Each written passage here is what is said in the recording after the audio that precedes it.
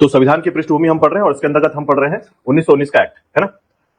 तो देखिएगा 1919 के एक्ट में हमने पढ़ा था कि मॉन्टेग्यू चेम्सफोर्ड सुधार के तौर पर इसे जाना जाता है। ध्यान रखिएगा, ये जो 1909 का एक्ट था ना, उसे मार्ले मिंटो सुधार कहते हैं, है ना। 1909 के एक्ट में उसे क्या कहते हैं? मार्ले मिंटो सुधार कहते हैं। इसका कारण मैंने आपको बताया था कि 1892 में जो कमियां थी उसको सुधार करने के लिए ही जो है ना, अब चूंकि यहां पर क्या हुआ था, कैम्पबेल की सरकार आई थी, नई सरकार आ गई 1906 में, है ना। उसके बाद सरकार आई तो बोला कि नहीं नहीं, भारत को हम ऐसे जाने नहीं देंगे, यानी भारत को जो है ना संतुष्ट रखना बहुत जरूरी है, वरना ब्लास्ट कभी भी हो सकता है वहां पर। अब उस केस में 1909 को जो है नाम दिया गया मार्ले मिंटो सुधार, है ना। मार्ले कौन थे? भारत सचिव। मिंटो कौन थे? वायसराय। ठीक है। तो उसी प्रकार जो है 10 साल के बाद, याद रखिएगा 10 साल वाला कैंपेनियन चल रहा है। 10 साल में क्या कैंपेनियन चल रहा है कि ब्रिटेन कोई भी काम करेगा, भारत के उपनिवेशक के तौर पर जब काम होगा, तो कोई भी एक्ट यहां पारित होगा तो 10 साल बाद उसकी समीक्षा की जाएगी, समीक्षा करके फिर से नया कुछ आएगा। ठीक है। तो 1909 के बाद 10 साल क्या हुआ? 1919 का एक्ट। ठीक है। अब इसके बीच की गतिविधियों को याद रखिएगा, क्या क्या घटनाएं घट रही है इसमें याद रखिएगा। पहला, बंगाल विभाजन को रद्द कर दिया गया। 1905 में जो बंगाल विभाजन हुआ था उसको कब रद्द किया गया है? 1911 में रद्द कर दिया गया। अब बंगाल जो बटा था उसको वापस जोड़ दिया गया है। ठीक है। दूसरा याद रखिएगा कि इसी समय जो है 1914 में वर्ल्ड वॉर स्टार्ट हो गया, है ना। वर्ल्ड वॉर स्टार्ट हो गया है। इसी के अलावा जो है एक और बात मैंने बताई थी आपको, वो था मुस्लिमों का मोह भंग हो जाना। जो अंग्रेजों के प्रति इनकी वफादारी थी ना, जो दिखावा थी, एक तरीके से आप ये कह सकते हैं कि अंग्रेजों के लिए ये मानते थे कि हिंदू हमारे एक इनेमी है। किस बेस पर? कि हमारा जो संसाधन है उसको छीनने में उनका काम है। संसाधन समझ पा रहे हैं? जैसे मान लीजिए दो दोस्त है और संसाधन उनके पास 10 रुपए है, तो दोनों दोस्त ये मान के चलेंगे कि दोनों 50-50 होना चाहिए। लेकिन जब एक के दिमाग में आ जाए कि वो 5 रुपए भी ले रहा है, उसके लायक नहीं है वो, कई कई बार आपके में भी आता है कि मान लो छोटा भाई है और बड़ा भाई है, दो लोग या दो लोग है, और दोनों को मिलाकर 50 रुपए मिला है, तो ये छोटा है ना, इसको 10 रुपए में भी काम चला सकता है, मैं 40 रुपए रख लेता हूं, ऐसा वाला प्लान। ठीक है। तो ये वाला जो सिचुएशन है वो यहां पर आ गया था, ये 1914 से पहले। ठीक है। कि मुस्लिम और हिंदू भारत के संसाधनों को हिंदू ज्यादा प्रयोग कर रहे हैं बिकॉज उनकी संख्या ज्यादा है। तो ऐसे में मुस्लिम किसका साथ दे रहे हैं? अंग्रेजों का। अब जब अंग्रेजों की तरफ जा रहे हैं तो उन्होंने बोला, जब 1906 की बात हुई, मुस्लिम लीग की स्थापना हो गई है आगा खां के नेतृत्व में, है ना। ध्यान रखिएगा, पूछा जाता है कि मुस्लिम लीग की स्थापना किसके नेतृत्व में हुई थी? आगा खां के नेतृत्व में हुई थी। ठीक है। अब जब ये हुई 1906 में, तो 1906 के बाद जो है ना, वो अंग्रेजों का हाथ पकड़ चुके हैं कि हमको ना निर्वाचन अलग कर दो हमारा, हम चुनाव देंगे तो हमारे निर्वाचन मंडल में देंगे। कैसे? अच्छा, निर्वाचन मंडल क्या होता है इसको समझिएगा। जैसे मान लेते हैं यहां पर टोटल 100 लोग रह रहे हैं, है ना, 100 लोग हैं, 100 लोग में बंटवारा कर लेते हैं हम लोग 10-10 लोग का, ऐसा कुछ। तो जहां पर मुस्लिम जनसंख्या होगी, यहां पर मुस्लिम जनसंख्या ज्यादा है, 10 से 10 मुस्लिम है, तो यहां पर किसी हिंदू को खड़ा होने का अधिकार नहीं होगा। यहां कोई हिंदू खड़ा नहीं होगा, वहां मुस्लिम ही खड़ा होगा और मुस्लिम ही लोग ही वोट देंगे उसको, हिंदू वोट भी नहीं देंगे उसको। ठीक है। हाँ हाँ, वही है, मतलब निर्वाचक मंडल का मतलब यही होता है।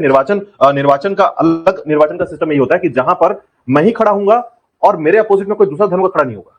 ठीक है। तो जीतेगा कौन? मुस्लिम ही जीतेगा, है ना। तो इस प्रकार की मांग कर ली गई 1906 के बाद, जाकर अंग्रेजों से मांग ली उसने। मांगा तो 1909 में वो मिल गया उनको, है ना, मिल गया 1909 में, मार्ले मिंटो सुधार में मिल गया उनको। अब मिला तो बहुत खुश हो गए, है ना, स्थिति हो गई। अब अंग्रेजों के दिमाग में क्या बात आया कि अगर इंडिया का प्रेशर कम करना है तो इनको तोड़ो और तोड़ो और तोड़ो, है ना। तो तोड़ने के लिए पहले क्या किया? 1905 में बंगाल विभाजन करके तोड़ा, शुरुआती तोड़।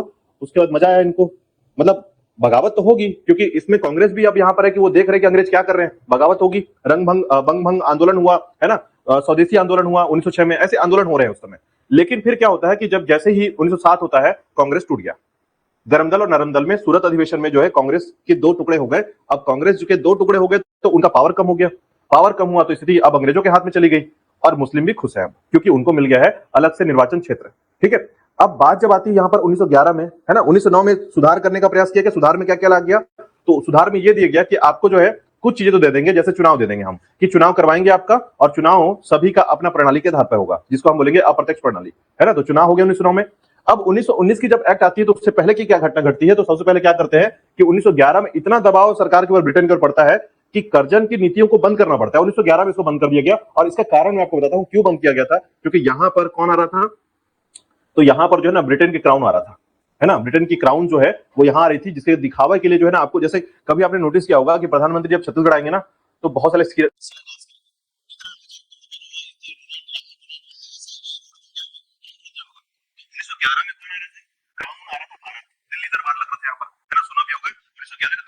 ठीक है। तो इसी में बॉम्ब एक बम फटा था, आपको पता होगा, हार्डिंग बम कांड भी इसी के अंदर हुआ था, है ना। तो उसी के अंतर्गत याद रखिएगा, जब ये वाली जो घटना घटती है ना, तो उसके लिए आपको कुछ तो अच्छा करना पड़ेगा ताकि भारत के लोग बगावत ना कर दे, ऐसा नहीं क्राउन उड़ा दिए। तो ऐसी स्थिति में क्या किया गया, बोला कि बंगाल बंगाल नहीं बटेगा, नहीं बटेगा, अभी हम जो भी प्रॉब्लम पहले था वैसे ही उसको सॉर्ट आउट कर दे रहे हैं, 1911 में रद्द कर दिया। हुआ बात समझ में आ गया यहाँ पर। उसके बाद जो है, अब घटना घटती है कि 1914 में जो है वर्ल्ड वॉर स्टार्ट हो गया, अंदर उधर चलना चालू हो गया, ब्रिटेन फंस गया उस साइड में, फ्रांस के साथ घटना घटी है और उसकी लड़ाई वहां पर स्टार्ट हो गई, ठीक है। दूसरा मैंने बताया था 1912 के आसपास जो है ना, इटली और फ्रांस की लड़ाई हुई थी, ये ध्यान रखिएगा, है ना।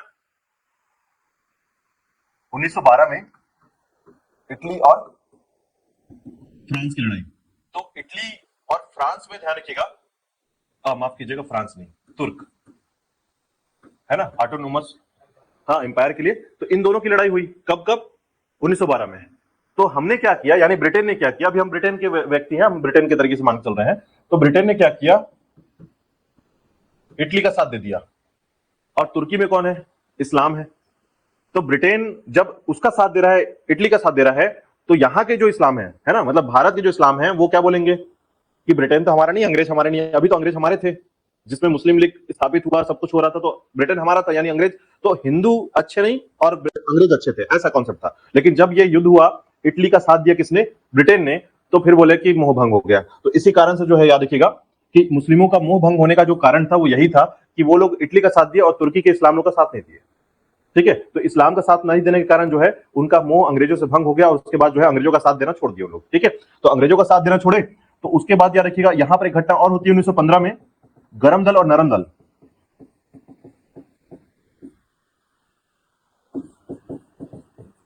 फिर से जैसे तैसे करके वंदे मातरम गीत साथ में गा लेते हैं, यानी साथ हो जाते हैं, है ना। तो यहां पर फिर से वो दोनों क्या होते हैं, एक हो जाते हैं, ठीक है। और मुस्लिम लीग भी शामिल हो जाता है,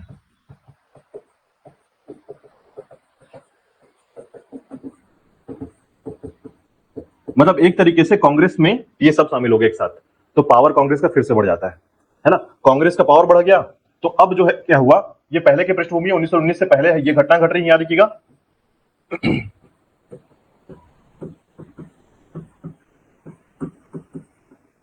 लखनऊ पैक्ट लाया जाता है, ठीक है। लेकिन एक बात ध्यान रखिएगा, 1914 में, है ना, 1914 की स्थिति यह हो जाती है कि अब ब्रिटेन को चाहिए था भारत का साथ, क्योंकि वर्ल्ड वॉर हो रहा है, ब्रिटेन को सैनिक चाहिए, है ना। और ब्रिटेन को सैनिक चाहिए, तो महात्मा गांधी क्या करते हैं, याद रखिएगा, महात्मा गांधी का जो कॉन्सेप्ट है वो यहां पर आते हैं, और आने के बाद जो है ना, एक सिर्फ एक स्टेटमेंट याद रखिएगा उनका, यानी फर्स्ट वर्ल्ड वॉर में जो है ना, एक तरीके से उनको देखा जाता है ना। हालांकि महात्मा गांधी का जो स्थिति, अच्छा एक बात और ध्यान रखिएगा, ये जो 13 है ना, एक बात और यहां पर, 1913 में ये मुस्लिम ज्यादातर कांग्रेस साथ क्यों हो जाती है, इसका कारण है जिन्ना का एंट्री।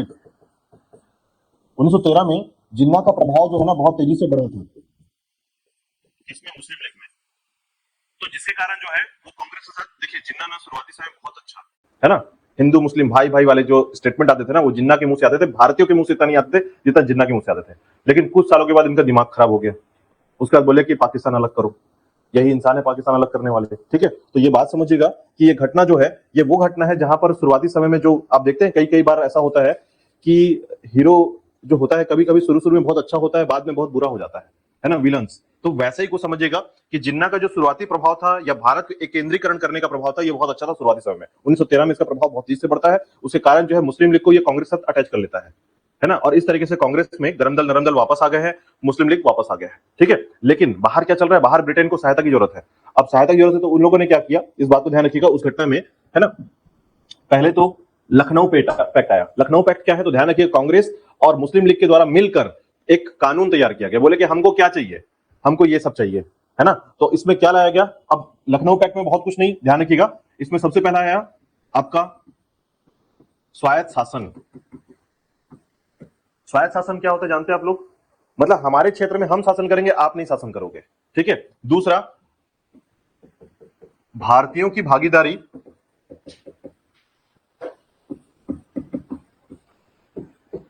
प्रत्येक विभाग में,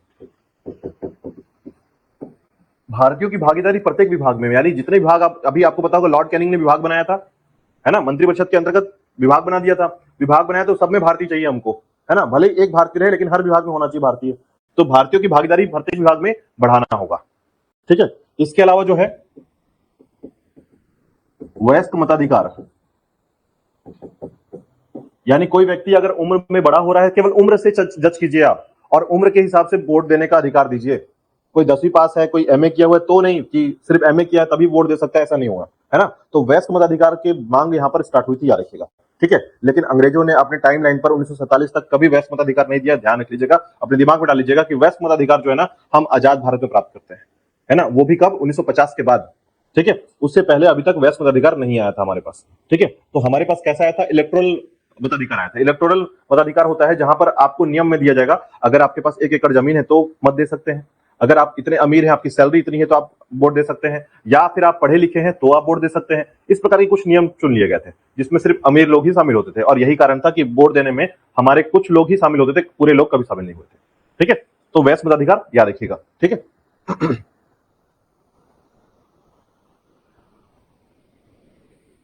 तो जनरली जब भी क्वेश्चन पूछता है तो ये फैक्ट जो है ना, कभी भी ऐसा क्वेश्चन आ सकता है, ध्यान रखिएगा।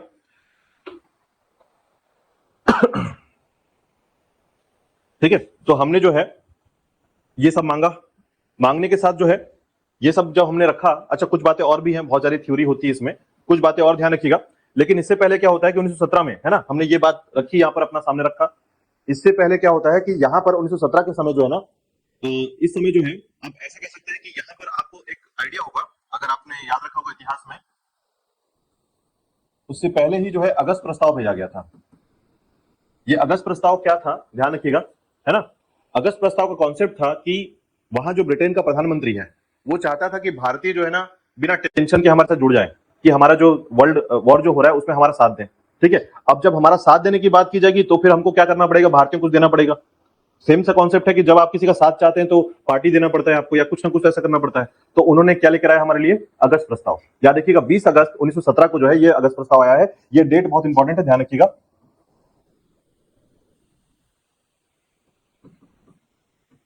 इसमें उन्होंने सबसे बड़ी बात जो की थी, याद रखिएगा, वो दो बातें थी कि भारतीयों को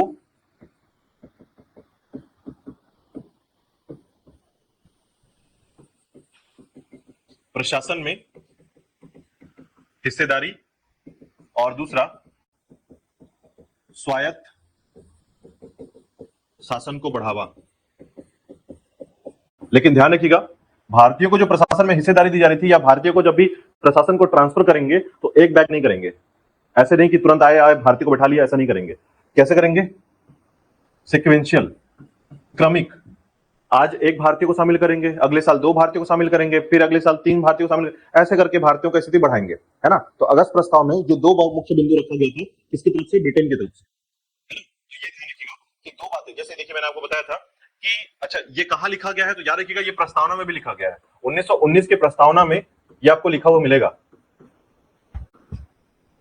जब भी कोई एक्ट लाया जाता था उसका प्रस्तावना बहुत इंपॉर्टेंट होता था, याद रखिएगा, है ना। जब भी कोई एक्ट लाया जाएगा तो उसका प्रस्तावना बहुत महत्वपूर्ण माना जाता है। उसका प्रस्तावना ही पढ़ के आप उसका डेकोरम को समझ जाएंगे कि उसमें क्या क्या बातें आ रही हैं, हमारे लिए क्या है उसमें, है ना। जैसे आप बजट आता है ना, तो बजट का प्रस्तावना पढ़ते हैं, तो बजट में देखते हैं कि युवाओं के लिए कितनी नौकरी लिखी गई है, नहीं लिखा गया, बाकी को पढ़ेंगे नहीं हम लोग, है ना। तो वैसे ही चीज होता है, याद रखिएगा, जब भी सरकारी फरमान जारी होते थे तो उसमें प्रस्तावना होता था कि हम क्यों ला रहे हैं इसको, क्या क्या देना चाहते हैं, क्या लेना चाहते हैं, क्या कैसे होना चाहता है, ठीक है। तो फिर उसका जो स्ट्रक्चर था, उस स्ट्रक्चर की बात यहां पर हुई ही नहीं है। मतलब यहां पर कोई स्ट्रक्चरल नहीं बताया गया कि कितने लोग होंगे, क्या होंगे, बस बोल दिया गया कि आपके लिए हिस्सेदारी बढ़ाएंगे, है ना। जैसे नहीं पापा बोल देते हैं कि हाँ लेंगे ना बेटा साइकिल, लेंगे मोटरसाइकिल, है ना।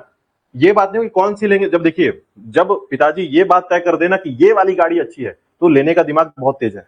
लेकिन अगर बस बोले कि मोटरसाइकिल लेंगे तो समझिए अब इसमें टाइम है। क्यों? क्योंकि सिर्फ मोटरसाइकिल का बात आ रहा है अपनी बात को रखने के लिए, है ना। मतलब वो इस बात को आ रहा है कि जहां पर सिर्फ बात चल रही कि लेंगे 10 साल में, 5 साल में कभी तो लेंगे, है ना। सोचिए जब मैं कार लेने वाला था ना, मैं 1900 बात कर रहा हूँ, 2014 में, ठीक है। वो लेते लेते लेते लेते ना 2017 आ गया था, तब भी मैं नहीं ले पाया था, क्योंकि यही कंफर्म नहीं हो पा रहा था कौन सी कार अच्छी होती है, या कार के बारे में क्या होना चाहिए, है ना। कॉन्सेप्ट ये है कि जब आप सिर्फ बोल दें कि भारतीयों को प्रशासन की हिस्सेदारी, तो यहाँ पर कोई स्ट्रक्चर मेंटेन नहीं हुआ कि कितने लोग कहां पर कितने आएंगे, स्ट्रक्चर नहीं आया है ना। तो सिर्फ यहाँ पर बात आई है। तो देखिए 1909 में क्या आया था? चुनाव आया, चुनाव के द्वारा चुनाव की बात हमने डिस्कस किया, और 1919 में भारतीयों को प्रशासन में, स्वायत्त शासन में जगह देने की बात की गई। हर जगह के कीवर्ड है, याद रखिएगा, है ना। तो कीवर्ड में यहाँ पर स्वायत्त शासन, ध्यान रखिएगा, 1919 का स्वायत्त शासन, है ना। और यहीं पर डेवलप होगा, याद रखिएगा, 1919 में बहुत सारी घटनाएं जिसको आपको बहुत अच्छे से याद रखना है, ठीक है। चलिए वापस आते हैं, देखिएगा तो ये स्ट्रक्चर आपको समझ में है कि क्या घटना घटी थी 1919 तक पहुंचने से पहले। और आपको याद रखना 1917 में जब लखनऊ पैक्ट आया तो उसमें क्या क्या मांग रखी गई थी, तो स्वायत्त शासन, भारतीयों की भागीदारी और वैश्विक अधिकार। ठीक है, इसके अलावा जो है कुछ महत्वपूर्ण बिंदु और भी याद रखिएगा इसमें क्या शामिल किया गया था। जैसे अल्पसंख्यक को जनसंख्या के अनुपात में सीट, जो भी माइनर रहेंगे, माइनॉरिटी में जो लोग रहेंगे याद रखिएगा, उनको उनके अनुपात में रेशियो के अकॉर्डिंग जो है सीट प्रदान किया जाएगा या सीट दिया जाएगा, है ना, इसके अंतर्गत दिया जाएगा। साथ ही साथ जो है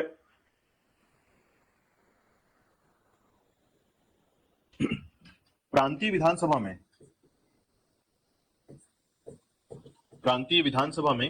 4/5 मेंबर निर्वाचित होकर आएंगे, है ना। अभी नॉमिनेशन वाले बात को ना इन लोग कितना भी टाल लें, नॉमिनेशन खत्म हो चुका है, अभी आपको चुनाव कराना ही पड़ेगा। इसके अलावा जो है सभी समुदायों के लिए निर्वाचन मंडल चालू कर दिया गया, है ना, ध्यान रखिएगा। अभी तक केवल मुस्लिमों को बांटा गया है, अब इसके बाद सिखों को, यूरोपियंस को, है ना, अंग्रेजों के लिए अपना निर्वाचक मंडल हो जाएगा, सबका अपना अपना निर्वाचक मंडल हो जाएगा, याद रखिएगा। मतलब कोई भी किसी जगह में दूसरा कोई खड़ा ही नहीं हो पाएगा, है ना, इतना बंटवारा कर देते हैं ये लोग। ठीक है, तो याद रखिएगा। तो यहां पर एक बात, चलिए आगे इसको शामिल करते हैं। ये लखनऊ पैक्ट में है, याद रखिएगा, सभी समुदायों के लिए अलग निर्वाचक मंडल, सभी समुदाय के लिए, ये लखनऊ पैक्ट में है, ध्यान रखिएगा। लखनऊ पैक्ट के अंतर्गत अभी लिखा गया है। और अच्छा, कौन कौन मिलकर लिख रहे हैं? मुस्लिम लीग और कांग्रेस मिलकर लिख रहा है इसको मंगवाने के लिए। 1919 में ये होना चाहिए हमारे लिए, ठीक है, तो इसको याद रखिएगा। 1919 में लखनऊ पैक्ट आया था, है ना। इसके अलावा जो सबसे इंपॉर्टेंट बात जो किसने किया था, तो ध्यान रखिएगा, केंद्रीय विधान परिषद में, कांग्रेस की बात है ये, केंद्रीय विधान परिषद में आधे से अधिक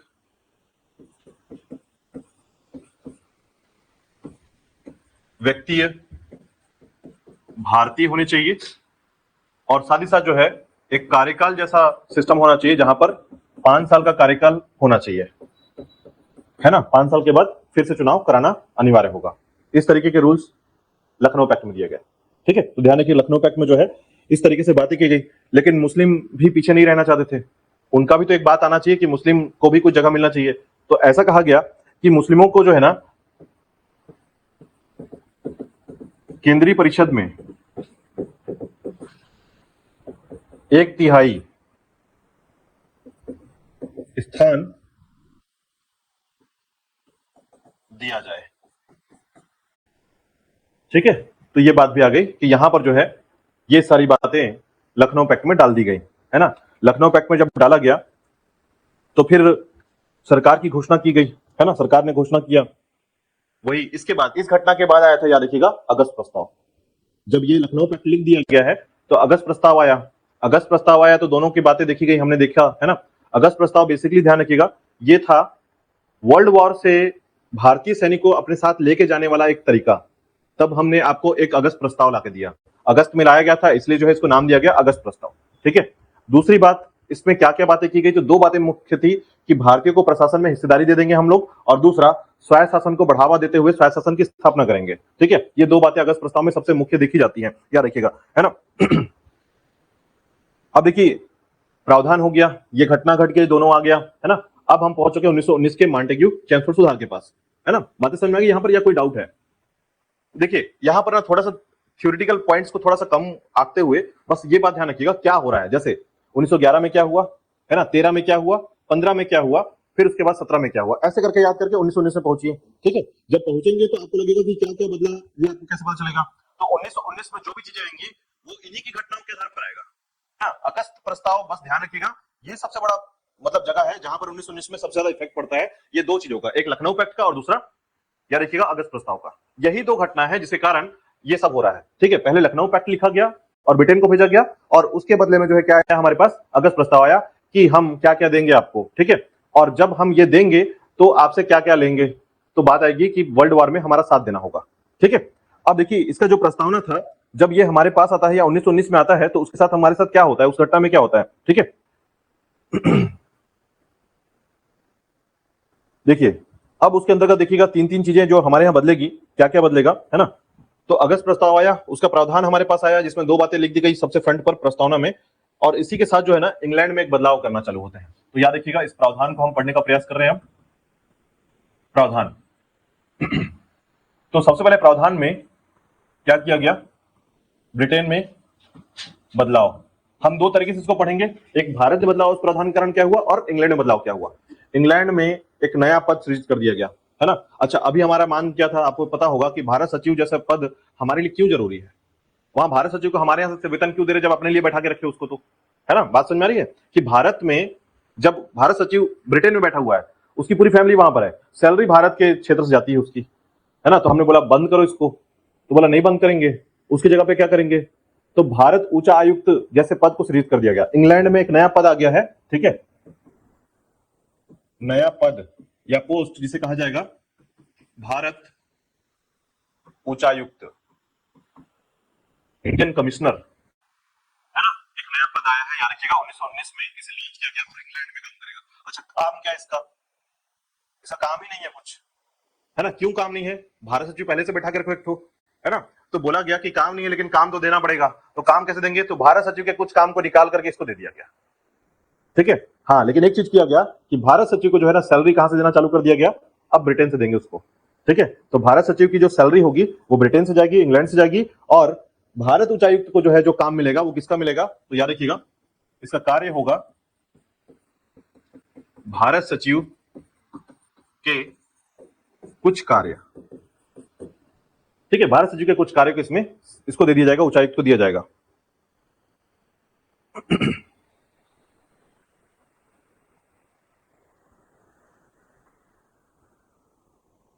ठीक है, और वेतन आप ध्यान रखिएगा ब्रिटिश शासन से जो वेतन जाएगा वो भारत सचिव को अब जाएगा, है ना। मतलब यहां पर जो हमने पढ़ा था कि भारतीय राजस्व से ज्यादा था, भारत सचिव को वेतन ब्रिटिश राजस्व से, है ना, भारत सचिव को वेतन ब्रिटिश राजस्व से चालू हो गया था। इसी के बाद जो है अब भारत में क्या बदलाव हुआ, तो ध्यान रखिएगा भारत में बदलाव को ज्यादा याद रखना है आपको कि इस समय क्या बदलाव किया गया। ये इंग्लैंड में बदलाव हुआ, भारत में बदलाव, यानी भारत में क्या बदला,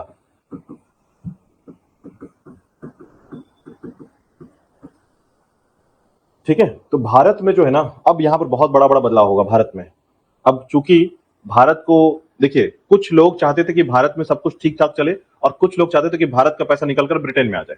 कुछ एक व्यक्ति भारत में अच्छा मायने काम करते थे, है ना। जैसे लॉर्ड रिपन के बारे में आपने पढ़ा होगा, लॉर्ड रिपन को जो है ना स्वायत्त का जनक कहा जाता है, स्वायत्त शासन का जनक कहा जाता है, इसको याद रख लीजिएगा हमेशा के लिए, ठीक है। लॉर्ड रिपन ने ही जो है ना पंचायत की नींव डाली थी सबसे पहली बार, यानी भारत में सबसे छोटा छोटा जो काम होता है जैसे पंचायत में सचिव सरपंच ये वाला जो काम है, इसका सिस्टम जो है ना बोला कि स्वायत्त लोग अगर खुद से आप अपने यहाँ शासन करेंगे तो चीजों को अच्छे से मेंटेन कर पाएंगे, और लॉर्ड रिपन ने इसका किया था, है ना। तो लॉर्ड रिपन को वहां के लोग ना बुरा मानते थे, बोलते थे कि भैया ये हमारा अंग्रेज नहीं है, ये भारतीयों के साथ रहने वाला व्यक्ति है ना। तो लॉर्ड रिपन को अलग तरीके से देखा जाता था, याद रखिएगा।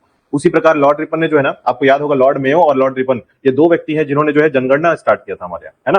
तो 71 या 72 वाला जनगणना जो है लॉर्ड मेयो ने स्टार्ट किया था, 1881 वाला जो जनगणना था, है ना, उसको लॉर्ड रिपन ने स्टार्ट किया था। तो अपने टाइम पर जनगणना दिया इसने, तो कई अच्छे काम किए इसने, है ना। कुछ अंग्रेज कुछ काज ठीक हो सकते हैं, याद रखिएगा। तो उसी आधार पर याद रखिएगा कि भारत में बदलाव की शुरुआत कैसे होती है या क्या किया जाता है। तो यहां पर सबसे पहले किया गया, याद रखिएगा, है ना,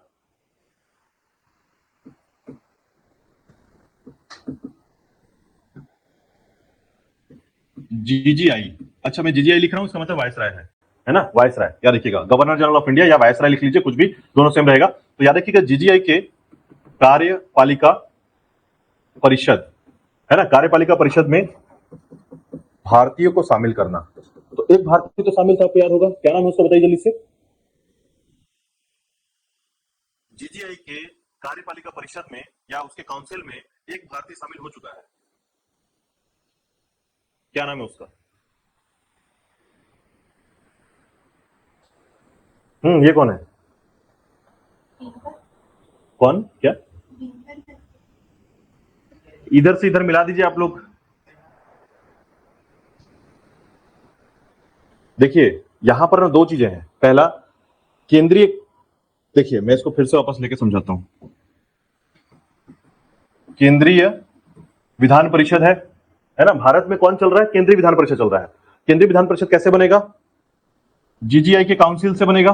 गवर्नर जनरल को सपोर्ट करने के लिए 6 लोग का एक ग्रुप है, उसको बोलेंगे जीजीआई का काउंसिल, ठीक है। और एक होता है विधान परिषद, इन दोनों को मिलाकर बोलते हैं केंद्रीय विधान परिषद, ठीक है।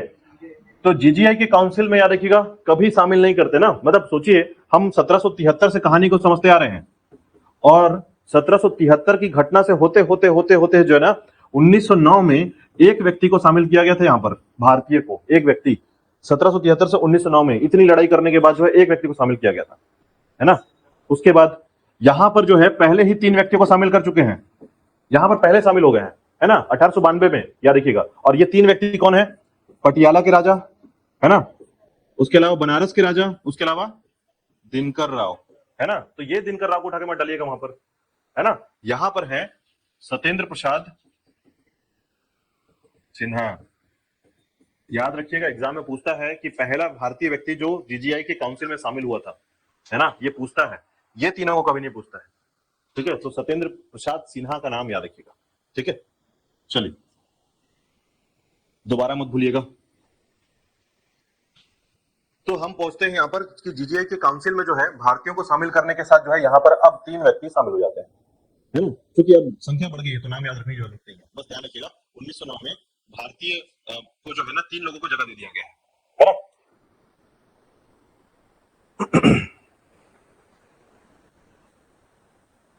तो सत्येंद्र प्रसाद सिन्हा इसमें शामिल थे पहले से ही, है ना। ये तो आप नाम याद रखेंगे। 2 लोग और कौन कौन है तो ये याद कर सकते हैं। एक है आपका शंकरन नायर, याद करने की आवश्यकता नहीं है शंकरन नायर, बट कॉपी में लिख रहे हैं इसलिए लिख सकते हैं, है ना, शंकरन नायर। उसके बाद मोहम्मद सफी, सर मोहम्मद सफी, और तीसरा तो आप जानते ही हैं, है ना, सत्येंद्र प्रसाद सिन्हा। तो ये 3 व्यक्ति हैं अब इस लिस्ट में, याद रखिएगा, है ना। तो इसकी संख्या बढ़ाकर जो है 1 से अब 3 कर दी गई है। 3 लोग इसमें शामिल, हाँ, शंकरन नायर, शंकरन, है ना।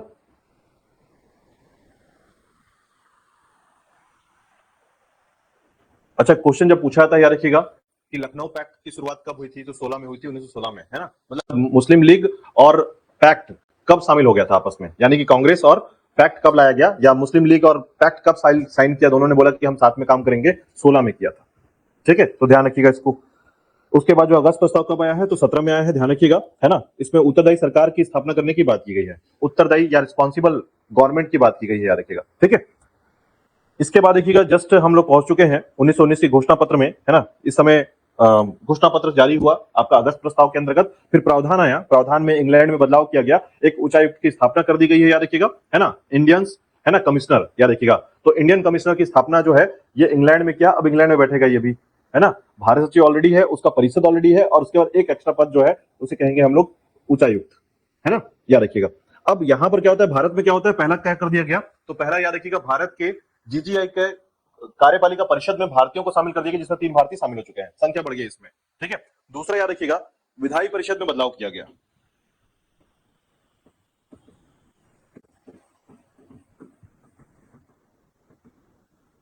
विधायी परिषद में बदलाव, ठीक है। ये विधायी परिषद में बदलाव क्या किया गया है तो याद रखिएगा विधायी परिषद का काम है कानून बनाना, भारत में कानून बनाना, ठीक है। तो कानून बनाने के लिए जो है अब इसमें जो परिषद होगा उसको बना दिया जाएगा द्विसदनीय। द्विसदनी का मतलब होता है अब 2 सदन होंगे हमारे पास। अभी तक क्या था, एक था जीजीआई का काउंसिल और एक था आपका विधायी परिषद, है ना। अब विधायी परिषद को ही तोड़ करके 2 सदन बना दिया जाएगा, और इस तरीके से जो है पहली बार भारत के अंदर जो है 2 सदन का विकास होगा। जैसे आप लोकसभा राज्यसभा पढ़ते हैं उसकी शुरुआत यहां से हुई थी, याद रखिएगा। पूछा जाता है कि भारत के वर्तमान पार्लियामेंट की शुरुआत किस एक्ट के तहत माना जाता है, तो याद रखिएगा यहां तक माना जाता है, ठीक है। तो यहां पर द्विसदनी विकास हुआ है, और इसी को हम देखेंगे। मैं बताया था हाउस ऑफ कॉमन्स और हाउस ऑफ लॉर्ड्स, ठीक है। तो उसका कॉन्सेप्ट जो है यहां पर पूरी तरीके से डेवलप कर दिया गया है। 1919 में द्विसदन हो गया है, याद रखिएगा, है ना। दोनों सदनों में संख्याओं को याद रखिएगा थोड़ा सा। एक कहलाता है आपका राज्य परिषद, राज्य परिषद कहलाएगा एक, है ना, एक को बोलेंगे हम राज्य परिषद, अभी नाम ऐसा नहीं बोलेगा, लोकसभा राज्यसभा नहीं बोलेंगे, बट अभी क्या है, राज्य परिषद का नाम है, ध्यान रखिएगा। और दूसरा होगा आपका केंद्रीय विधानसभा,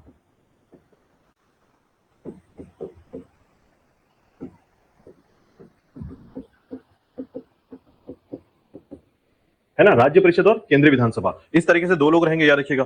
अब जो दो रहेंगे उसमें कुछ बातें याद रखिएगा, जैसे टोटल सदस्यों की संख्या कभी कभी पूछी जाती है, बस आप इतना ध्यान रखिएगा, है ना। टोटल जो है यहां पर सदस्य होंगे राज्य परिषद में 60 सदस्य, है ना। उन 60 सदस्यों में याद रखिएगा कोई भी महिलाओं को शामिल नहीं किया जाएगा, यानी यहां पर कोई महिलाएं नहीं रहेंगी, याद रखिएगा, है ना। किसी महिला को एंट्री नहीं मिलेगी इसमें, राज्य परिषद में। इसमें मनोनीत होंगे 26,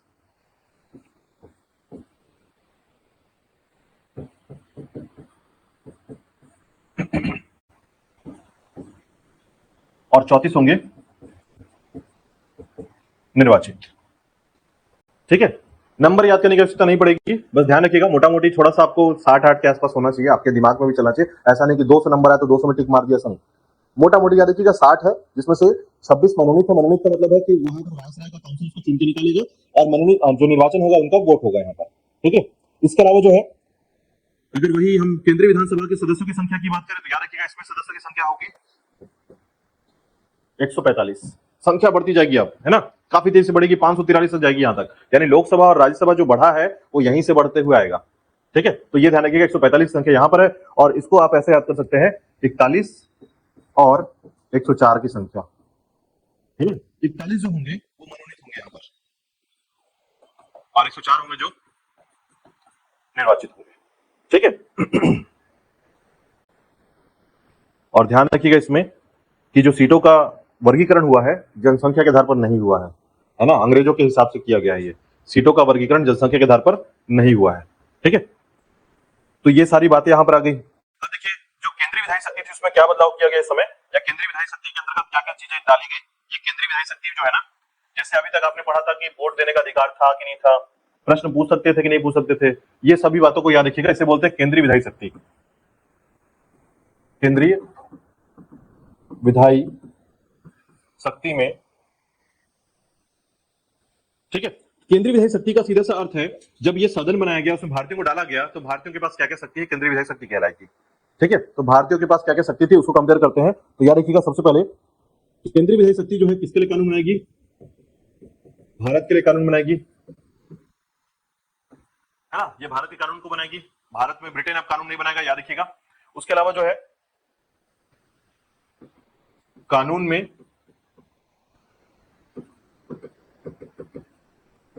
संशोधन,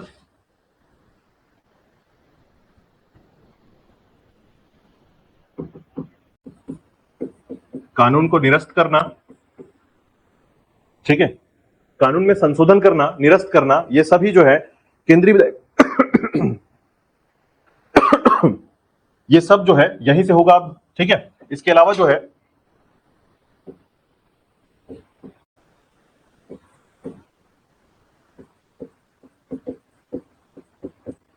प्रश्न पूछना, है ना। अब यहां पर प्रश्न पूछने का अधिकार दिया जाएगा, याद रखिएगा। तो पूरक सवाल, है ना, इसको बोलेंगे हम लोग पूरक सवाल पर प्रश्न पूछने का अधिकार मिलेगा। यानी पहले क्या होता था, 1909 में क्या था, एक क्वेश्चन पूछा मैंने, उसके बाद मैंने आंसर दिया, तो आप दूसरा क्वेश्चन नहीं पूछ सकते।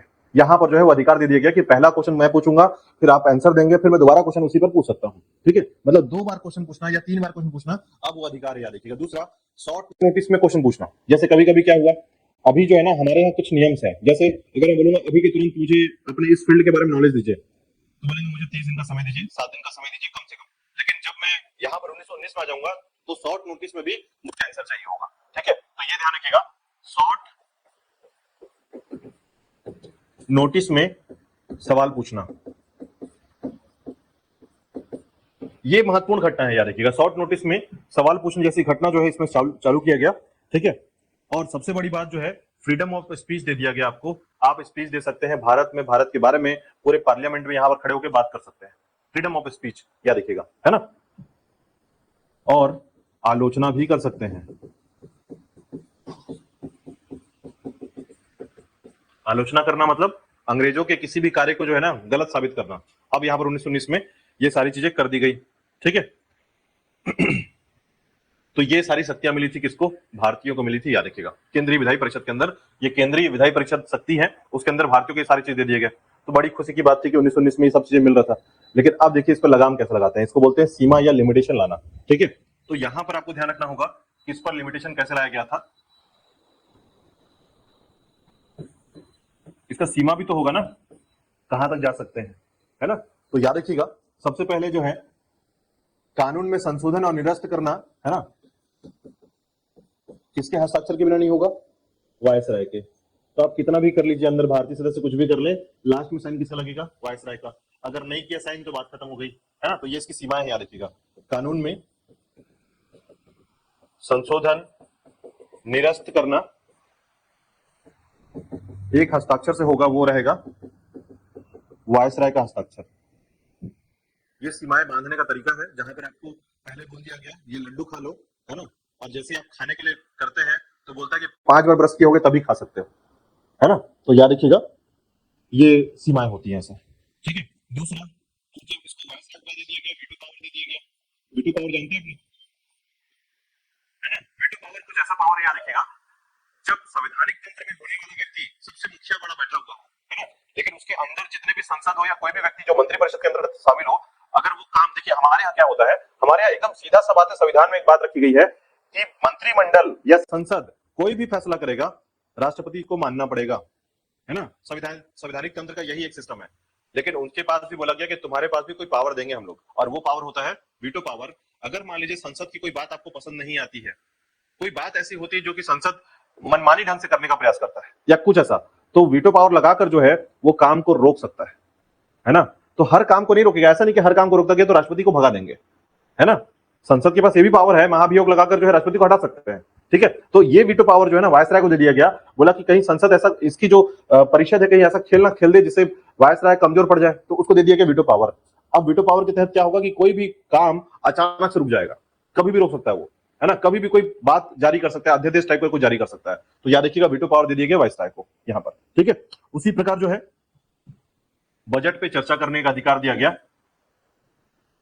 अभी तक बजट पर चर्चा नहीं कर सकते थे, याद रखिएगा, है ना। तो बजट पर चर्चा का अधिकार दिया गया, लेकिन याद रखिएगा वोटिंग का अधिकार केवल 25% ही रहेगा।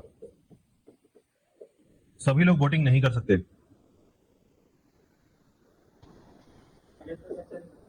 बजट पर चर्चा करेंगे, लेकिन चर्चा की स्थिति कैसी रहेगी? जब बजट का लोकहित वाला बजट हो, है ना। मतलब आप सिर्फ अपने समुदाय के लिए बारे में बात कर सकते, दूसरे के बारे में आप बात नहीं कर सकते।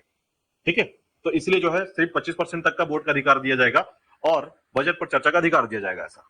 ठीक है। तो बजट में जब आप याद रखिएगा लिमिटेड बजट पे चर्चा कैसे, तो जैसे मान लीजिए आपके समुदाय के बारे में बात हो रही है, मुस्लिम समुदाय की बात हो रही है, तो मुस्लिम कैंडिडेट जो होगा वो बात कर पाएगा कि मेरे समुदाय को ये चीज होना चाहिए, इसमें ऐसा शामिल होना चाहिए। ठीक है, तो इसलिए इसको बोलते हैं लिमिटेड या सीमा में रहकर बजट पे चर्चा करना, है ना। कुछ विशेष विषयों पर ही सिर्फ चर्चा कर सकते हैं, सभी विषय पर बात नहीं कर सकते, है ना। तो ये था कुछ आपका 1919 का एक्ट, याद रखिएगा, प्रावधान। ठीक है।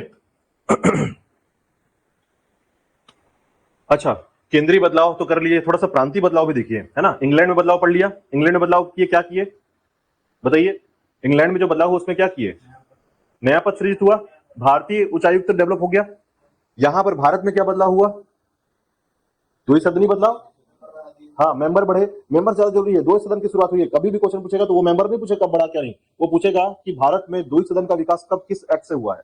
तो याद रखिएगा 1919 से हुआ है ना। ये फैक्ट याद रखिएगा। ऐसे ही कुछ क्वेश्चन आते हैं, बहुत डीपली क्वेश्चन नहीं आते हैं, वो पूछता है, लेकिन यही है कि जब एक साल लगातार पढ़ते पढ़ते ये कहां जाएगा पता नहीं, दूसरा 1909 में चला जाएगा, 1935 में कहीं भी चला जा सकता है, याद रखिएगा। ठीक है, तो ये बात ध्यान रखिएगा कि दो सदन का विकास जो है 1919 में हुआ है, और यहां पर एक सदन को बोला गया राज्य परिषद, दूसरा बोला गया केंद्रीय विधानसभा।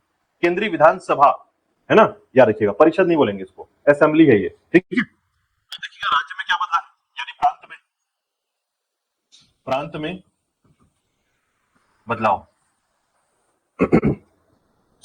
ठीक है, तो प्रांत में जो है इस समय में याद रखिएगा द्वैत शासन की शुरुआत की गई। द्वैत शासन जानते हैं क्या होता है? नहीं, प्रांत में द्वैत शासन का मतलब है कि दो लोग शासन करेंगे यहां पर प्रांत में। ठीक है, ऐसा कैसे करेंगे? तो देखिए यहां पर ना दो पावर दिया जाएगा, एक वायसराय को पावर दिया जाएगा, वायसराय का असेंबली, और दूसरा भी पावर वायसराय को दिया जाएगा। ठीक है। लेकिन वायसराय के अंदर गवर्नर जो बैठे प्रांतों के, मैंने बताया था कि गवर्नर होगा, यहाँ पर प्रांतों का गवर्नर होगा, लेफ्टिनेंट गवर्नर होगा। जैसे मैंने बताया था 1861 में जब प्रांतों का विकास किया जा रहा था, तो प्रांतों को नए नए प्रांत जब 1861 में बनाया गया था, तो एक मेन गवर्नर होगा जिसको हम लोग बोलेंगे जीजीआई, गवर्नर जनरल ऑफ इंडिया। जितने प्रांत बनाए जाएंगे उन प्रांतों में एक एक लेफ्टिनेंट गवर्नर होगा, ठीक है। तो लेफ्टिनेंट गवर्नर जो होगा वो उसके अंडर काम करेगा, तो वो प्रांत का प्रमुख हो गया और ये देश का प्रमुख हो गया। इस प्रकार से दो सिस्टम आ गए हमारे पास, और ये डेवलप हुआ था कब? 1919 में। इसे बोलते हैं प्रांत का द्वैत शासन शुरुआत। और ध्यान रखिएगा, इसको पहले से एमपी कर लीजिएगा, पूछा जाता है, इसको याद रखिएगा ना। प्रांतों में, मैं फिर से दोहरा रहा हूं, प्रांतों में द्वैत शासन की शुरुआत 1919 में हुई है। और उसके बाद पूछा जाएगा कि भारत में द्वैत शासन का विकास 1919 में हुई है, ठीक है। दो ही मुख्य मुद्दा निकल कर आता है। तीसरा मुद्दा निकल कर आएगा कि भारत में उत्तरदायी शासन प्रणाली कब डेवलप हुआ? 1919 में, ठीक है। समझिएगा, फिर से दोहरा दो, देखिएगा कि तीन चीजें सबसे ज्यादा मुख्य रखना है 1919 का। पहला उत्तरदायी सरकार के बारे में, दूसरा आपका स्वायत्त शासन के बारे में, तीसरा आपका द्वैत शासन के बारे में, चौथा द्विसदनी के बारे में, ठीक है। ये चार चीजें रटा हुआ होना चाहिए कि जो हमारा जो भी चीजें डेवलप, देखिए सभी चीजों को पढ़ने के बाद जो निष्कर्ष आता है ना, वो निष्कर्ष आपके अच्छे वो याद होनी चाहिए, ताकि आपके दिमाग में वो बैठ जाए। और अगर वो बैठ गया ना तो कभी नहीं उठेगा वापस, ठीक है। तो उसको अच्छे से बैठाइएगा। बाकी थ्योरी ना आपके सपोर्ट के लिए है। ये देखिए, थ्योरी में आप कभी भी इसको काम नहीं करेंगे, वो सपोर्ट करेगा आपका बस, है ना। कि लखनऊ पैक्ट आया, अगस्त प्रस्ताव आया, ठीक है। कभी कभी क्या होता है, इतिहास में क्वेश्चन पूछा जाता है कि क्रमिक घटनाओं के विकास को जो है सुमेलित कीजिए लाइन से। तो आपको याद रहेगा ना कि लखनऊ पैक्ट 1916 में हुआ, अगस्त प्रस्ताव 17 में आया, ऐसे करके कॉन्सेप्ट याद रहेगा। तो आप इसको सजाने में बहुत देर नहीं करेंगे, है ना। ये तब हो सकता है, याद रखिएगा, जब आप इस थ्योरी को समझते हुए चलेंगे। चलिए, ठीक है। तो प्रांतों में बदलाव क्या किया गया? यहां पर द्वैत शासन का विकास हो रहा है, याद रखिएगा। द्वैत शासन कहां से? तो द्वैत शासन का कॉन्सेप्ट यही होता है कि दो लोग अधिकार क्षेत्र में आ जाए, ठीक है। मतलब पहली बार ऐसा हुआ है कि जहां पर प्रांतों में द्वैत शासन का विकास किया जा रहा है, और इसमें विषयों को बांट दिया गया। आपको याद होगा समवर्ती सूची, आपको याद है मैंने पढ़ाया था, किसमें, किस अनुसूची में, बताइए जल्दी से। समवर्ती सूची, concrete, conquer subject, conquer subject किसे कहा जाता है ना, समवर्ती सूची।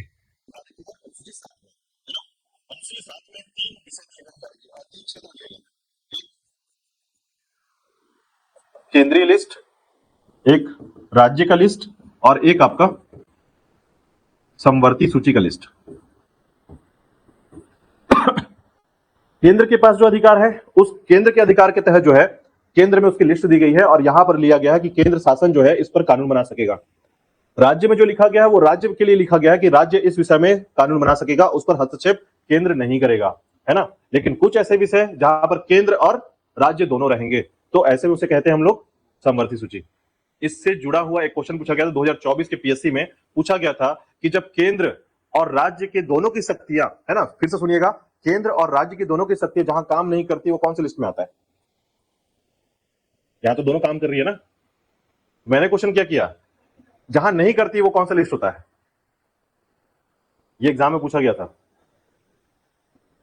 हाँ, नहीं, वो तो दोनों में काम कर रही है ना।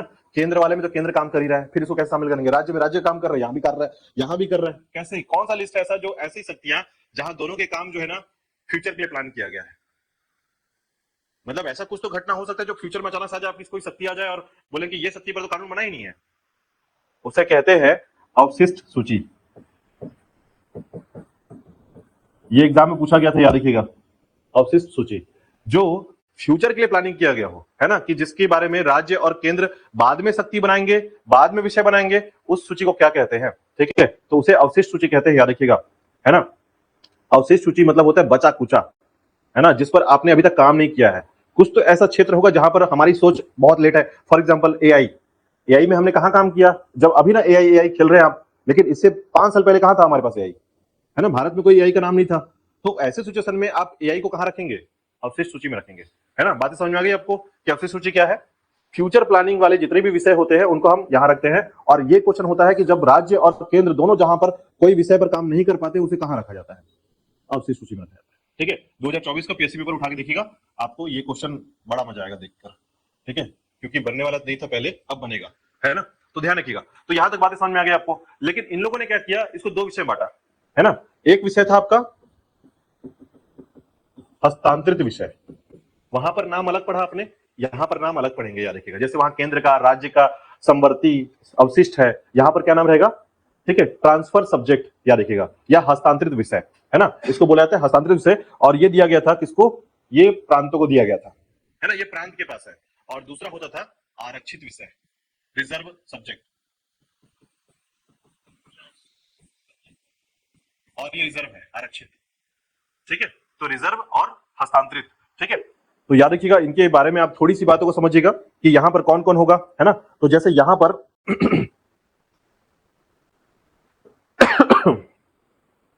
किसको किसको शामिल किया गया है, तो याद रखिएगा यहां पर जो पावर है ना कौन कौन किसके किसके पास है, प्रांत का गवर्नर, मंत्री परिषद, गवर्नर का जो परिषद होगा उसी को मंत्री परिषद कहा जाएगा। ध्यान रखिएगा अभी मंत्री तो आया नहीं कहीं से कोई मंत्री, लेकिन जब गवर्नर ने अपना विभाग बांटा तो मंत्री बना दिया, है ना। ये आपने पढ़ा है 1892 के एक्ट के तहत जब लॉर्ड कैनिंग ने बंटवारा किया विभागों का तो मंत्री परिषद बना दिया, है ना। अभी के मंत्री का सिस्टम, पहले के मंत्री का सिस्टम अलग अलग हुआ करता था, तो उस समय क्या बोला गया, उसको मंत्री परिषद बोल दिया गया, ठीक है, याद रखिएगा। और साथ ही साथ इसका कार्यपालिका परिषद, ये सब मिलकर जो है आरक्षित विषय में कंट्रोल करेंगे, है ना। मतलब जब भी कोई नियम बनेगा इन लोगों के द्वारा मिलकर बनेगा, इसको कहा जाएगा। तो याद रखिएगा आरक्षित विषय जो है ना इनमें सबसे महत्वपूर्ण हुआ करते थे, यानी किसी भी राज्य या प्रांत के लिए आरक्षित विषय को सबसे महत्वपूर्ण माना जाता था, याद रखिएगा, ठीक है। यहां पर वो सारे विषय रखे गए थे, गवर्नर अपने पास रिजर्व रखता था जो सबसे महत्वपूर्ण माने जाते हैं, ठीक है। और ये खतरनाक था, देखिए जैसे एग्जाम्पल समझाता हूं, जैसे मान लेते हैं हस्तांतरित विषय किसके पास है, तो वहां के लोकल बॉडी के पास हस्तांतरित विषय दे दिया जाएगा, है ना। तो बोलेंगे कृषि किसके पास, कृषि किसको देना चाहिए, बताइए आप लोग, कि एग्रीकल्चर आरक्षित रखना चाहिए, हस्तांतरित रखना चाहिए, क्यों, यहां क्यों रखना चाहिए, वहां क्यों नहीं रखना चाहिए। ये तो ज्यादा पैसा लगा के अच्छा कृषि करवा सकता है, नहीं करने के लिए तो ये करवा सकता है, करवाने के लिए तो ये भी इनसे करवा सकता है, कोई दिक्कत नहीं इसमें, करवाने के लिए तो वो किसी से भी करा सकता है। सोच देखिए पैसा जहां पर लगाना हो वो जगह इसको दिया गया है, जहां से पैसा लेना हो वो जगह अपने पास रखेंगे। तो ये बात समझ में आ रही है दोनों का डिफरेंस क्या है, ठीक है। मैं एग्जांपल समझाता हूं, मैं बोलता हूं कि आप कृषि करिए जाइए, है ना, कृषि करिए, लेकिन कृषि करने के लिए सिंचाई की जरूरत होगी, वो मेरे पास पावर रहेगा, है ना। तो सिंचाई इसके पास है, कृषि इसके पास है।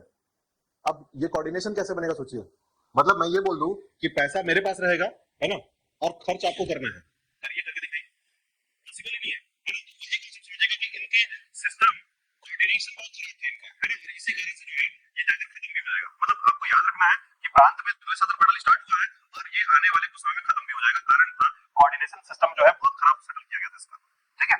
इसकी सीमाएं, यही बात आपको याद रखना है, इसका सीमा क्या था, कोऑर्डिनेशन खराब था इसका, ठीक है। चलिए मैं आपको कुछ बातें और बताता हूं, याद रखिएगा महत्वपूर्ण क्या रहेगा, ये रहेगा, और थोड़ा कम महत्वपूर्ण रहेगा आपका हस्तांतरित विषय, ठीक है। इसमें क्या क्या है, जैसे कि शिक्षा, स्वास्थ्य, खर्चा वाला सब इसमें है, क्या रखिएगा। शिक्षा उनको मतलब नहीं है शिक्षा से, है ना, कराना कराओ, नहीं कराना मत कराओ। स्वास्थ्य ठीक रहेगा तो आप देख लो अपना, है ना, ये सब कुछ ऐसा दिया गया। और फिर इसको दिया गया कृषि, है ना, और सिंचाई उसके इसके पास क्या क्या है थोड़ा सा याद रख लीजिएगा, राजस्व, सिंचाई, संचार, विदेशी मामले, सब इंपॉर्टेंट चीज इसके पास है, याद रखिएगा। इसलिए महत्वपूर्ण विषय जो है आपके आरक्षित थे, जो कि वायसराय के साथ मिलकर करते थे, ये याद रखिएगा, ठीक है। और इसको क्या दिए हैं, इसमें दिए गए हैं शिक्षा, स्वास्थ्य, उत्तरदायी शासन प्रणाली, स्वशासन, ठीक है। और यहां पर कौन काम करता है, तो ये याद रखिएगा गवर्नर और उसके मंत्री के द्वारा मिलकर, ठीक है। तो यहां पर जो है एक बड़ा फैमिली है और यहां पर एक छोटा फैमिली है, याद रखिएगा, ठीक है। तो ये लोग जो है यहां पर शासन कर रहे हैं, उसको चला रहे हैं, इस सिस्टम को चलाने का काम करते थे।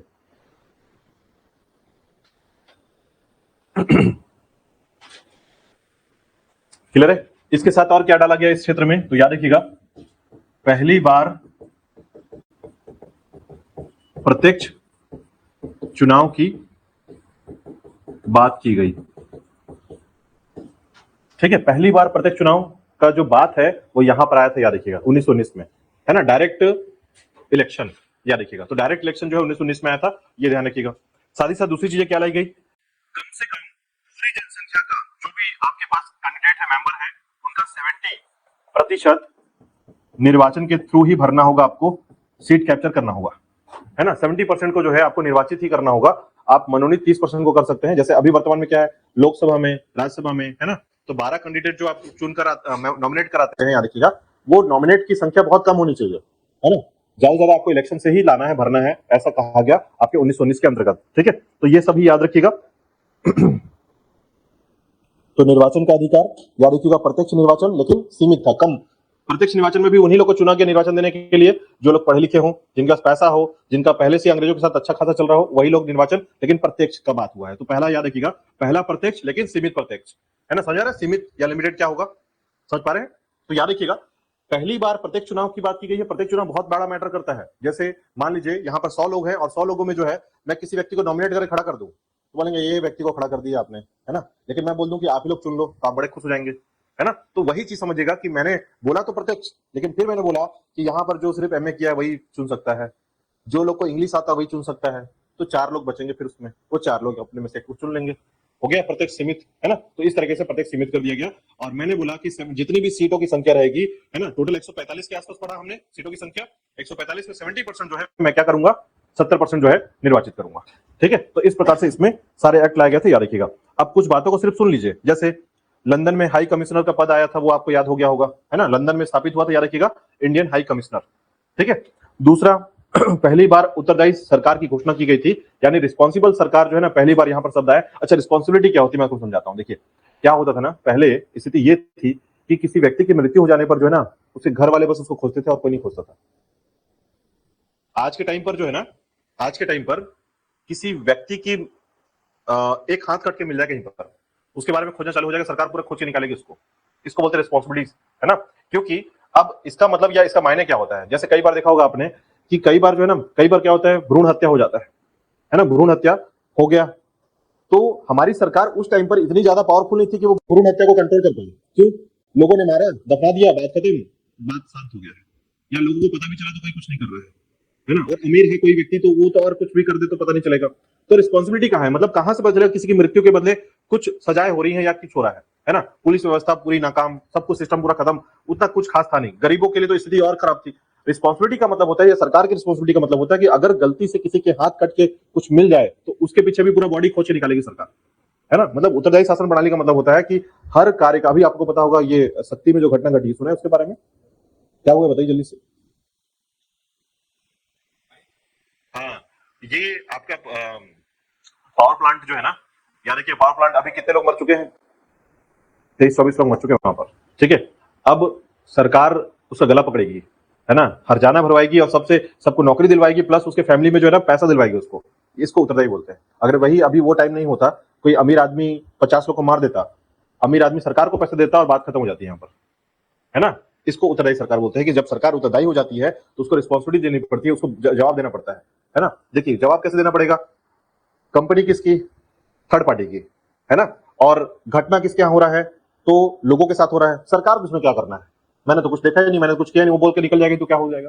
लेकिन सरकार इस पर दबाव डालकर उस कंपनी के ऊपर वो सारा काम करवाएगी उस पर, है ना। सरकार को, इसी को रिस्पॉन्सिबिलिटी वाली सरकार बोलते हैं। ठीक है, तो पहली बार उत्तरदायी सरकार जो है इस टाइम पर आई, याद रखिएगा।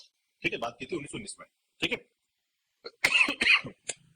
बाकी द्विसदनी व्यवस्था याद रखिएगा, केंद्र में स्थापित हो गया, है ना। केंद्र में द्विसदनी है, प्रांत में द्वैत शासन है, दोनों को ध्यान रखिएगा। प्रांत में द्वैत शासन है, यानी कि 2 प्रकार का शासन चलेगा प्रांत में, और केंद्र में 2 सदन आ चुका है, एक राज्य परिषद और केंद्रीय विधानसभा। ठीक है, याद रखिएगा। फिर उसके बाद जो है प्रत्यक्ष के बारे में आपने पढ़ लिया है, प्रत्यक्ष शासन प्रणाली आपको मिल गया पहली बार, है ना, चुनाव हुआ है प्रत्यक्ष रूप से। अब यहां पर जो है ना लोक सेवा का एक फैक्ट और याद रखिएगा जो इंपॉर्टेंट है बहुत, लोक सेवा आयोग का गठन।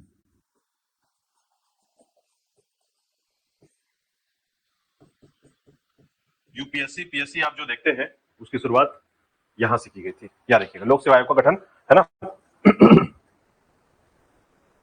और एक और फैक्ट याद रखिएगा, केंद्र और राज्य का बजट अलग कर दिया गया, केंद्र और राज्य का बजट अलग, है ना। तो सभी लोग का बजट अलग कर दिया गया, केंद्र और राज्य का बजट यहां पर अलग कर दिया गया, राजस्व और स्रोत में विभाजन किया गया, केंद्रीय बजट प्रांतीय बजट अलग अलग कर दिए गए, याद रखिएगा।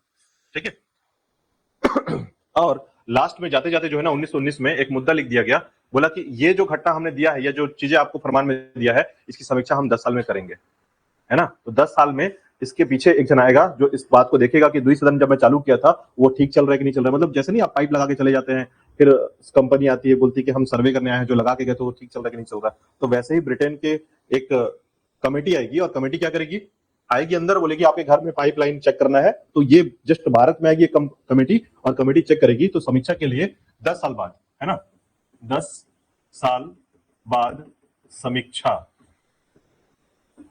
की जाएगी। या देखिएगा इसमें लास्ट जाते जाते ऐसा 1919 में लिख दिया गया। ठीक है, अब होता क्या है तो उसके बाद जो है ना 1919 के बाद जो है कई घटनाएं घटती है हमारे यहाँ, है ना। उन घटनाओं में क्या होता है कि बर्कनहेड की सरकार थी, है ना। ब्रिटेन में पार्लियामेंट में कौन आ जाता है, बर्कनहेड। बर्कनहेड आता है ना, थोड़ा चिड़चिड़ा वाला आदमी है, मतलब चिड़चिड़ा का मतलब समझिए वो लाल मिर्ची वाला आदमी है ना, एकदम चिड़चिड़ा सा। तो क्या होता है कि अब चूंकि यहाँ पर भारतीयों का जो लखनऊ पैक्ट था वो मांग आ चुका है सरकार के बारे में कि हमको अपनी सरकार या डोमिनियन स्टेट, आप समझते हैं क्या होता है। जैसे जीडीसी कॉलेज ना आपका डोमिनियन स्टेट पर काम करता है ना। जब वो आपका कॉलेज है जीडीसी कॉलेज, आपने सुना होगा, वो क्या करता है, पेपर खुद बनाएगा, पेपर खुद चेक करेगा, है ना, है सरकार के नीचे, लेकिन सारा काम अपना अंदर से खुद से करेगा वो, है ना। उसी को डोमिनियन स्टेट कहा जाता है। तो भारत ये बोलता है कि हम तुम्हारे झंडे के नीचे तो रहेंगे, लेकिन हमारा शासन हम खुद करेंगे। हमारे तुम तीन चीजें संभाल लो, विदेशी नीति तुम संभालो, संचार साधन तुम संभालो, है ना, बड़े बड़े जो मामले हैं जो विदेशों से जुड़ते थे वो तुम संभालो, लेकिन लोकल जो मामले हैं वो हमको दे दो, है ना। तो हमने ये डिमांड करना चालू कर दिया था इस बार। तो जब ये डिमांड चालू किया तो उन लोगों ने बोला कि हम तो ये नहीं दे पाएंगे भाई, हमारी लिमिट ऐसी नहीं है ना। तो इसके कारण जो है बर्कनहेड ने क्या किया, पहले साइमन कमीशन भेजा, और वो भी कब, जब उनको पता चल गया था कि अब देखिए दबाव इतना बढ़ेगा। ठीक है, दबाव क्यों बढ़ रहा है, क्योंकि मैंने बताया था कि ब्रिटेन के जो दोस्त हैं, है ना, विदेशों में जो दोस्त हैं, जैसे फ्रांस है, यूएसए है ना, तो उसके कारण क्या हो रहा था कि जो दोस्त चल रहा है, उनकी दोस्ती जो चल रही है, उससे अंग्रेजों के मध्य जो है ना एक दबाव चलता है कि आप किसी की लाइफ के साथ खेल नहीं सकते हो, और भारत उपनिवेशक है और वहां एक बड़ी जनसंख्या रहती है, तो सहूलियत देना पड़ेगा। और उस सहूलियत देने के चक्कर में जो है ना हम यहाँ से डिमांड कर रहे हैं और वो लोग बार बार काट रहे हैं डिमांड को। ठीक है, तो ऐसी स्थिति में जो है ना उसको बर्कनहेड को पता चल गया था कि मेरी सरकार गिर जाएगी, और सरकार गिर जाएगी तो पहले से मैं समीक्षा करने भेज देता हूँ। तो जो साइमन कमीशन आने वाला था 1929 में, उसको 2 साल पहले भेज दिया गया 1927 में, है ना। और साइमन कमीशन का नाम सुनकर ना अच्छे अच्छे के खून खोल उठते थे यहाँ पर। कारण ये था कि साइमन कमीशन के जितने सदस्य थे उसमें कोई भारतीय नहीं था, और आप आ रहे हैं भारत के मसला को सॉल्व करने और इसमें कोई भारतीय नहीं है।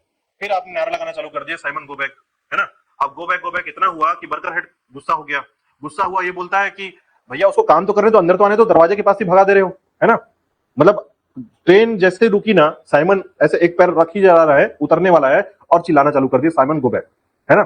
तो फिर ये मसला बहुत गंभीर हो गया। गंभीर होते होते इतना गंभीर हो गया कि हमने जो मांग थी ना अब बदल दी अपनी। अब डोमिनियन स्टेट नहीं चाहिए, हमने बोला कि अब स्वराज चाहिए, है ना। अब हमको स्वराज चाहिए, क्योंकि अभी तक हमने ये तैयार कर लिया था कि आप शासक बनो, हम काम करेंगे अपने लिए, है ना। लेकिन अभी कांग्रेस ने ये बात तय कर दिया कि नहीं नहीं, अब हमको ये नहीं चाहिए भाई, हमको डोमिनेशन नहीं चाहिए। अब जब वो आ रहे हैं दोबारा तो डोमिनेशन, क्रिप्स मिशन आपने सुना होगा, है ना। तो क्रिप्स मिशन जब आया, साइमन चला गया वापस, रिपोर्ट पेश किया अपना, है ना, रिपोर्ट पेश किया, और उसको वापस जब लिया गया तो उसके बाद क्रिप्स मिशन आया था। लेकिन इसी से पहले जो है ना इरविन समझौता किया गया गांधी जी के साथ। गांधी जी जो है ना बहुत ज्यादा, मतलब एक तरीके से आप ये कह सकते हैं कि गांधी जी इस समय के सबसे प्रमुख नेता थे पूरे भारत के, है ना। प्रमुख नेता मतलब इस नेक्स्ट लेवल आदमी, है ना। तो उस जगह पर वो व्यक्ति जो है ना, जैसा भी हो, मतलब जो भी घटना घटेगी उस घटना के मध्य उनसे बात करना बहुत जरूरी था उस समय में, है ना। अंग्रेज जो डरते थे वो मेनली आदमी से डरते थे, वो था गांधी जी, है ना। वो डरते थे, मतलब सिंपल सी बात है, डरते थे। कारण क्या था कि उन्होंने 1857 की क्रांति देखी हुई थी, है ना, और उनको पता था कि ये व्यक्ति अकेले वो क्रांति करा सकता है ना। ये व्यक्ति जो है अकेले वो क्रांति करा सकता है, तो इसके साथ ही चलना पड़ेगा, इसकी बात को रखना पड़ेगा। ठीक है, तो इरविन समझौता में जब बुलाया गया, इरविन ने जब बात कही, है ना, इरविन को भेजा गया भारत में, तो और वो बोला गया गोलमेज सम्मेलन करवा लो, बर्कनहेड ने बोला, है ना। तो इरविन समझौता के बाद जब बात आई तो बोला कि गांधी जी से मिले, तो बोलते हैं कि आपको डोमिनेशन दे देंगे, है ना। इरविन बोलता है, गांधी जी बोलते हैं वो पुरानी बात है भाई, हमने वो बात पहले बोली थी, है ना, अभी आप 10 साल लेट चल रहे हो, तो एक काम करो, कर लेंगे, आप जाओ, हम देख लेंगे। ठीक है, इरविन वापस जाता है अपनी जगह पर बोलता है मैं नहीं मना पाया, तो फिर भेजते उसको, इरविन को। ठीक है, अब जब दूसरी बार भेजते हैं तो गांधी जी बोलते हैं कि ठीक है तुम्हारी बात भी सुनेंगे, देख लेते हैं क्या बात बोल रही है। गांधी जी अपनी बकरी उठाए और लंदन चल दिए।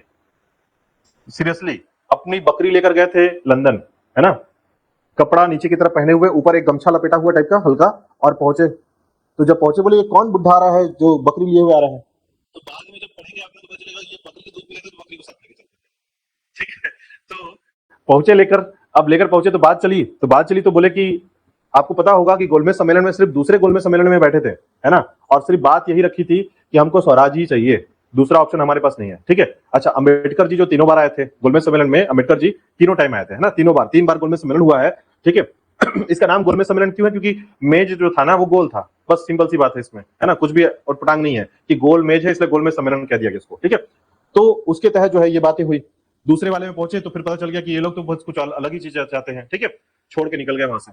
अब बातें हैं अम्बेडकर जी के साथ। अम्बेडकर जी के साथ ना थोड़ा पंगा गांधी जी का, है ना, और ये पंगा इसलिए हुआ था कि अम्बेडकर जी चाहते थे कि सब कुछ चल रहा है अंग्रेजों के हाथ में, ठीक ठाक चल रहा है, हिंदुओं के साथ नहीं पटेगा अपना, है ना। क्यों नहीं पटेगा? क्योंकि वो अभी भी उस जगह पर थे जहां पर जो कैटेगरीज है ना, कैटेगरीज मतलब जैसे कि हम जिनको अनुसूचित जनजाति या जाति कहते हैं, जाति स्पेशली याद रखिएगा, है ना, मतलब ऐसे लोग जिनको शूद्र माना जाता था, है ना, शूद्र कहा गया।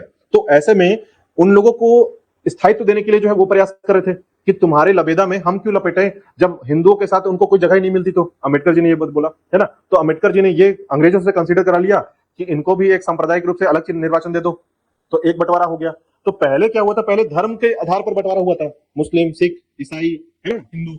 अभी पहली बार ऐसा होने जा रहा था जहां पर हिंदू के अंदर बंटवारा हो रहा था, है ना, हिंदू के अंदर हिंदू बंटवारा। तो गांधी जी का अब जो भी पसीजा, है ना, तो दिल पसीज गया उनका, क्या देखिएगा, वो अम्बेडकर जी से गुस्सा हो गए। और इसी समय जो है गांधी जी जो है ना, अब अम्बेडकर जी ने इसको लॉक करवा लिया, बोला कि हाँ ये तो होगा अब, है ना, कि जाकर जो है इस कैटेगरी को जो है अलग से सांप्रदायिक रूप से निर्वाचन क्षेत्र मिलेगा, ठीक है। गांधी जी यरवदा जेल में थे इस समय में और वो काफी गुस्से में थे, है ना।